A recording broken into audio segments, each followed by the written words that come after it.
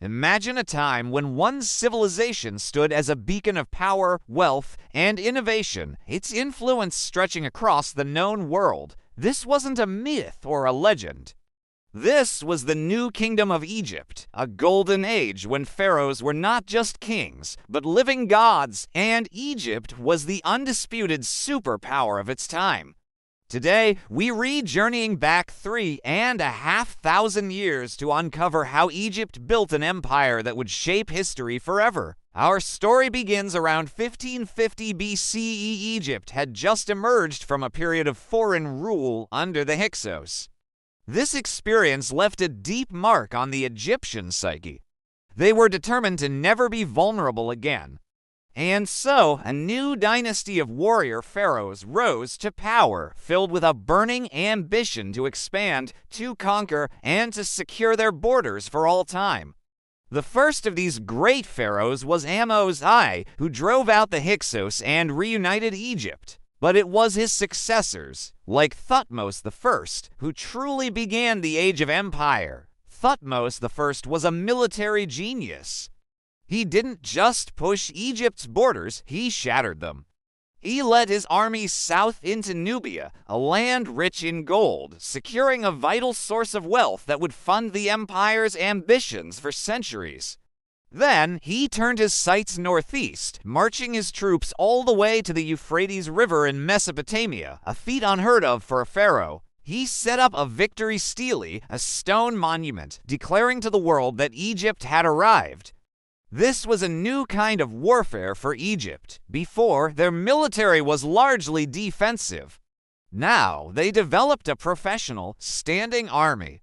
The most revolutionary addition was the horse-drawn chariot. These were the tanks of the ancient world, fast, mobile, and devastatingly effective. Egyptian craftsmen perfected the chariot's design, making them lighter and more maneuverable than their rivals. An elite corps of charioteers became the backbone of the Egyptian military machine, projecting power and fear wherever they went. Following Thutmose I came one of history's most remarkable rulers, a woman who claimed the title of pharaoh, Hatshepsut. While she wasn't known for military conquest, her reign was crucial for the empire's stability and prosperity. She focused on building, trade, and diplomacy. Her magnificent mortuary temple at Deir el-Bahri still stands as a testament to the architectural and artistic heights reached during her time. She sponsored a legendary trading expedition to the mysterious land of Punt, believed to be somewhere on the coast of East Africa. Her ships returned laden with incense, myrrh, ebony, and exotic animals, showcasing Egypt's incredible wealth and global reach. Hatshepsut proved that power wasn't just about war. It was also about controlling trade and projecting cultural influence. After Hatshepsut, her stepson, Thutmose III, took the throne. Often called the Napoleon of Egypt, he was perhaps the greatest military leader in Egyptian history.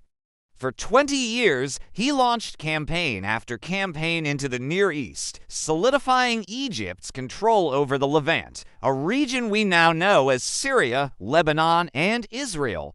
He fought and won the famous Battle of Megiddo, a strategic masterstroke where he led his army through a treacherous mountain pass to surprise his enemies. The spoils of war and the annual tribute from conquered city-states flooded into Egypt's treasury. Gold, silver, timber, cattle, and grain flowed down the Nile, funding a massive building boom. This is the era when Egypt's most iconic temples were built or expanded. The Temple of Karnak at Thebes became the largest religious complex the world had ever seen, a sprawling city of gods. Its great hypo-style hall, with its forest of 134 colossal columns, was designed to awe and intimidate. It was a physical representation of the power of the god Amun-Ra, and by extension, the power of his son on earth, the pharaoh.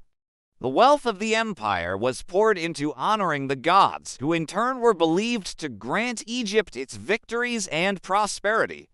Life in the empire's capital, Thebes, was cosmopolitan. People from all corners of the empire, Nubians, Syrians, Libyans walked its streets. Foreign princes were brought to the Egyptian court to be educated, a clever way to ensure the loyalty of vassal states. Egyptian culture, art, and writing spread throughout the Near East, becoming the international standard of the day. The diplomatic language of the time wasn't Syrian or Babylonian. It was Egyptian script, and later Akkadian cuneiform written by Egyptian scribes, found in archives from Anatolia to Mesopotamia. Egypt didn't just rule with its army. It ruled with its culture, but no empire lasts forever. Under Amenhotep III, Egypt reached the zenith of its power and wealth. His reign was one of unprecedented peace and prosperity, but his son, Akhenaten, would shake the empire to its core. Akhenaten was a religious revolutionary. He abandoned the traditional pantheon of Egyptian gods and declared that there was only one god, the Aten, represented by the sun disk. He moved the capital from Thebes to a new city, Amarna, and redirected the nation's resources to his new religion. This religious upheaval caused massive internal instability. While Akhenaten was focused on his spiritual revolution, Egypt's grip on its foreign territories weakened. The Hittites, a rival power from Anatolia, began to challenge Egyptian dominance in Syria. After Akhenaten's death, his young son, Tutankhamun, restored the old gods and moved the capital back to Thebes. While King Tut is famous today for his magnificent tomb, his reign was about trying to heal a fractured nation and stabilize a teetering empire, but the damage had been done. The final great gasp of the empire came under the pharaohs of the 19th dynasty, particularly Seti I and his son Ramesses II, also known as Ramesses the Great. Ramesses II was a master of propaganda and a relentless builder. He ruled for an incredible 67 years and left his mark all over Egypt, from the magnificent temples at Abu Simbel to additions at Karnak and Luxor. His most famous military engagement was the Battle of Kadesh against the Hittite Empire. Ramesses depicted the battle as a heroic personal victory, covering temple walls with scenes of him single-handedly defeating his enemies. In reality, the battle was more of a strategic stalemate, but it did lead to the world's first recorded peace treaty, a remarkable document where the superpowers agreed to cease hostilities and form a defensive alliance. Even under Ramesses the Great, the signs of decline were there. For the next century, Egypt was in a constant struggle to defend its borders against new waves of invaders, including the mysterious Sea Peoples who were causing chaos across the eastern Mediterranean. Pharaohs like Ramesses III fought them off, but the cost was enormous. The constant warfare drained the treasury. Internal problems like corruption, tomb robbing, and labor strikes, the first recorded in history, began to plague the kingdom. The empire, once a source of immense wealth, had become a burden to maintain. By around 1077 BCE, the new kingdom officially came to an end. Egypt split into a divided state, ruled by different factions in the north and south. Its foreign territories were lost for good. The age when Egypt ruled the world was over, yet its legacy is eternal. The pyramids, the temples, the story of the pharaohs, and the incredible achievements of this civilization have fascinated humanity for millennia. They created an empire not just of land, but of ideas, art, and culture that influenced civilizations for thousands of years to come.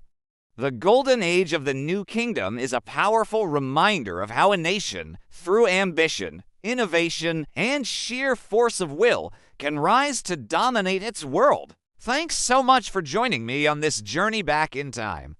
If you enjoyed this video, please hit that like button and subscribe for more deep dives into history. Let me know in the comments which ancient empire you'd like to see us cover next. See you in the next one.